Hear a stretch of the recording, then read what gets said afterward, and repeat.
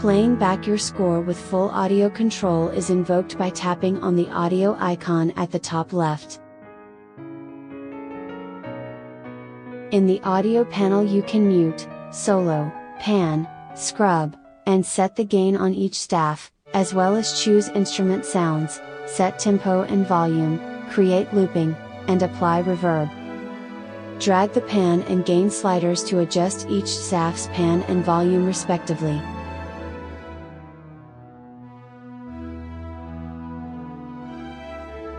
Tap on the speaker icon to mute a staff.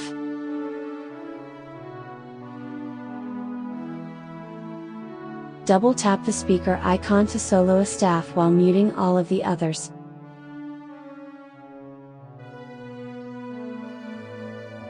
Tap on the instrument name to bring up the instrument chooser, where you can reassign a staff's instrument. MusicJOT ships with a large set of general MIDI sounds. Additional sound sets may be purchased from the Action Menu's sound library. If you have purchased additional sound libraries, you can access them by tapping on Sound Library at the top of the instrument chooser.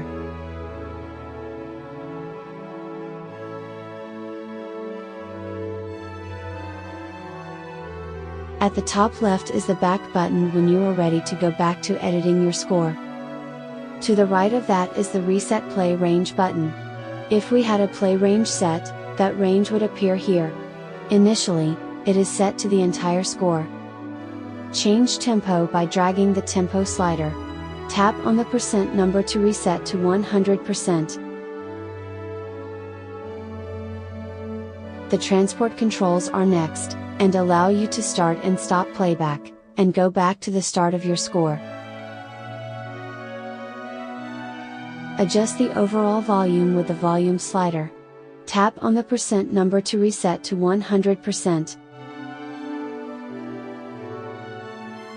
Last is the audio menu. Tap to open. At the top is the scrub on and off button. It is on by default, but turn it off if you would like to be able to drag the playhead around without sound. Here I'm dragging the playhead to scrub with sound.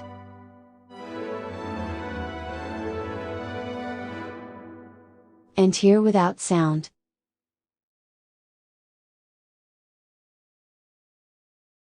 If you have any tracks muted, unmute all will turn them all back on. If you have any chord symbols with or without their associated fretboards in the score, by default they will play back. Turn this off if you don't want to hear them. When chord symbols play back, the root of the chord is set to the octave which is set in this control. If you choose float, the octave used is the octave of the note to which that chord is attached. Reverb opens a list of options where you can set its various characteristics.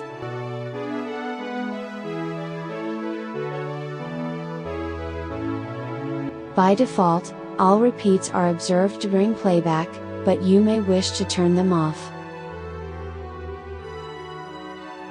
Roadmap opens a draggable window showing you how your repeats will affect playback. Tapping on a row in this list will highlight the corresponding repeat range in your score.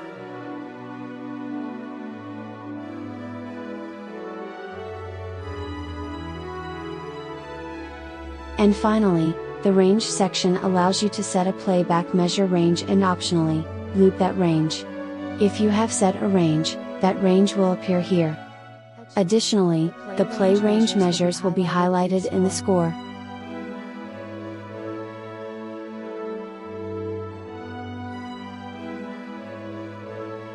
Tap to reset to the entire score.